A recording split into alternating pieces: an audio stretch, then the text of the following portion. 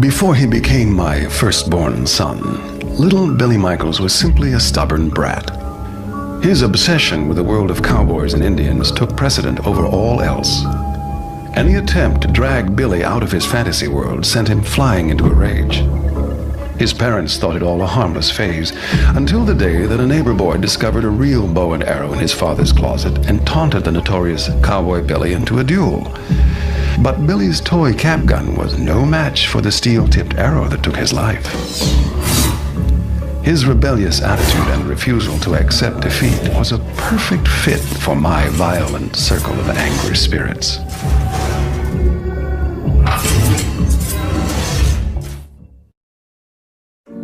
Most people have gambled at least once in their life, but for Jimmy the Gambler Gambino, betting was his life and death. The son of a bookie, Jimmy spent his childhood days at the track instead of at school and his nights in the gambling dens of seedy bars. Eventually, Jimmy opened a booking business of his own. Unable to turn down a bet, he barely covered his payoffs. Jimmy's reputation caught the attention of made man Larry the Finger Vitello. Larry approached Jimmy to place a large bet on the long shot in a heavyweight fight. Jimmy knew the risk, but needed to uphold his reputation, so he shook hands with Larry and sealed his fate. As his fighter took a deciding blow, Jimmy fainted to the floor. When Jimmy came to, Larry had arrived to collect his winnings, but Jimmy was cleaned out, so Larry made an example out of him. Actually, several small examples. He chopped him into little pieces, wrapping them in cellophane and dumping them into the ocean. Together they formed the pieces which completed my search for the torso. Bound woman's name was Susan LeGros. Born with a silver spoon in her mouth, Susan had it all. Her parents were the wealthiest people in town, which made Susan the most popular girl at school. Life couldn't have been more perfect, but Susan's one flaw was how she treated men. Flirting and toying with whomever she chose, she left a long trail of broken hearts. Her friends warned she'd live to regret her ways, and they were half right. In Susan's senior year, she dated the star football player Chet Walters. The night of the senior prom, Chet caught his prom queen in another boy's arms. The next morning, the boy was found clubbed to death, and Susan was missing. 2 weeks later, Susan's body was found, buried beneath the football field's 50-yard line, bound in rope and strangled to death. Arrested and put on death row, Chet's last words were, "The bitch broke my heart, so I broke her neck." That jealous monster would have made a nice compliment alongside Susan. Such wretched words and behavior, but his results were quite fitting. The easiest choice had to have been the withered lover, considering Jean Criticos was my nephew's wife. Her burnt and tortured soul held just the magnitude of suffering I required. As a wife and mother, Jean was loving and devoted. I must say that my nephew married a wonderful and proper woman. But their happiness came to a fiery end one fateful night. After decorating the family Christmas tree, the family had snuggled together in front of a roaring fire. In the dead of the night, a still smoldering log rolled out onto the carpet, igniting it instantly. The smoke alarm sent Arthur into one of his famous panics.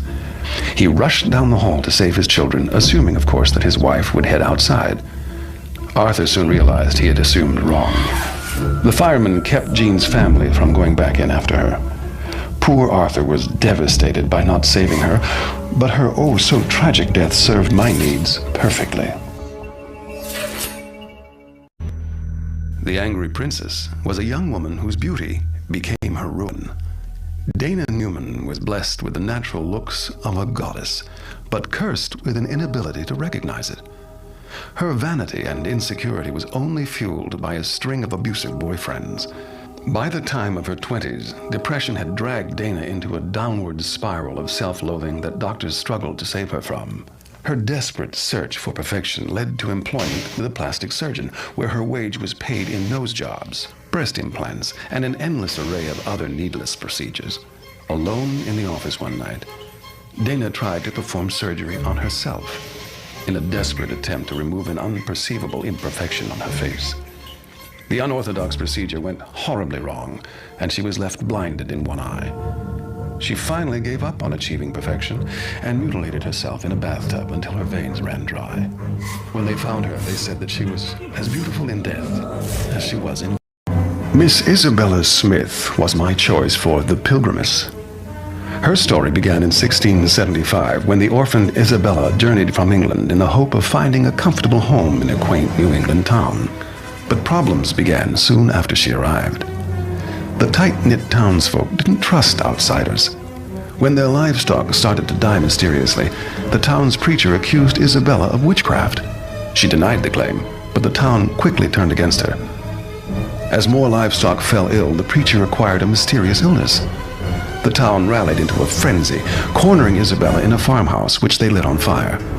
But moments later, Isabella miraculously crawled out, still alive, and without a single burn upon her skin.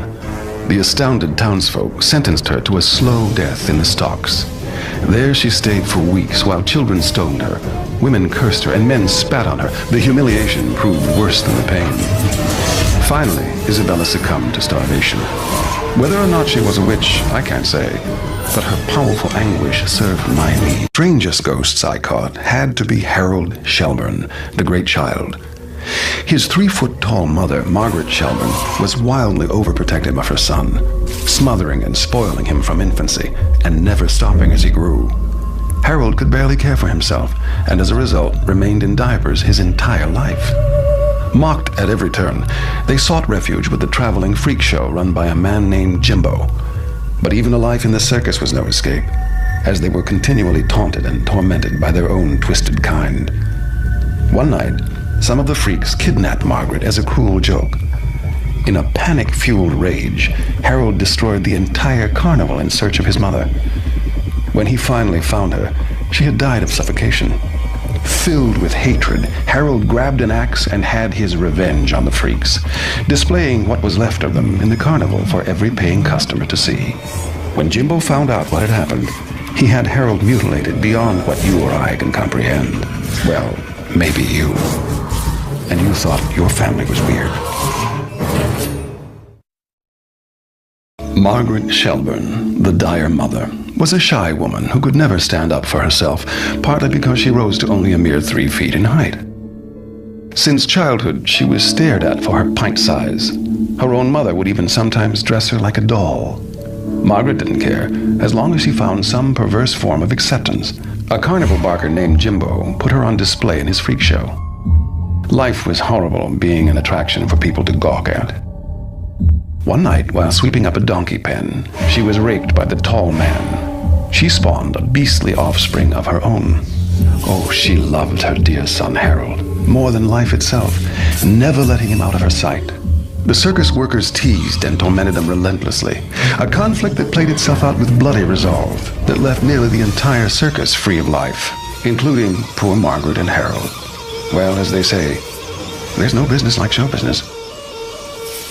George Markley was a happy, honest blacksmith in the early 1890s before the horrific events that transformed him into the Hammer.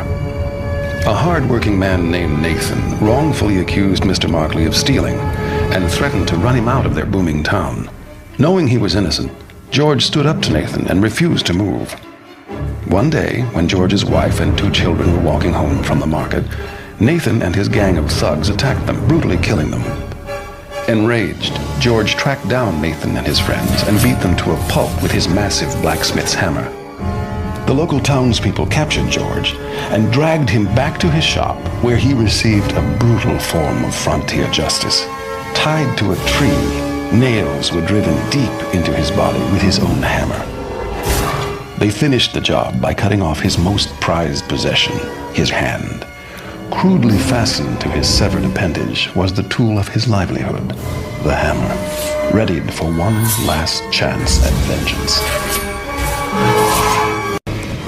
Ryan Q, the man who became the Jackal, was born in 1887 to a prostitute. Ryan later developed a sick and insatiable appetite for the female gender, attacking prostitutes and stray women with the cunning of a wild animal. As a means to cure his insatiable appetite, Ryan committed himself to Borehamwood Asylum. After years of imprisonment in a padded room, he went completely insane.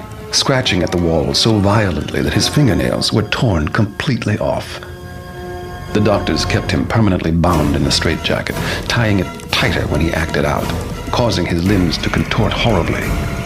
Still fighting to free himself, Ryan gnawed through his straitjacket until the doctors finally locked his head in a cage and sealed him away in a dark basement cell. There, he grew to hate any kind of human contact, screaming madly and cowering whenever approached by people. When a fire broke out in the asylum, everyone but Ryan escaped. He chose to stay behind and meet his deserved fate. The Juggernaut was known in life as Horace Breaker Mahoney. Horace was born oversized and horribly disfigured, spending his childhood as an outcast. His mother abandoned him at an early age, and his father put him to work in their junkyard, where Horace's teenage years were spent alone, crushing and chopping up old cars. His father died, and with no parent to steer him, the 7-foot-tall giant snapped. His first kill was a pair of female hitchhikers. He drove them back to the junkyard and tore them apart with his bare hands, feeding the pieces to his dogs. Many more kills followed. His M.O. was towing stranded motorists back to the yard where he would meticulously break every bone in their bodies. But his luck ran out, as it always does, the night he picked up an undercover female cop. It took over a dozen men to subdue the immense giant, 3 of whom lost their lives when Horace broke free of his handcuffs. But poor Horace's struggle eventually ended when 5 officers pumped nearly 50 rounds of ammo into him, and then another clip into his lifeless corpse, just to be sure.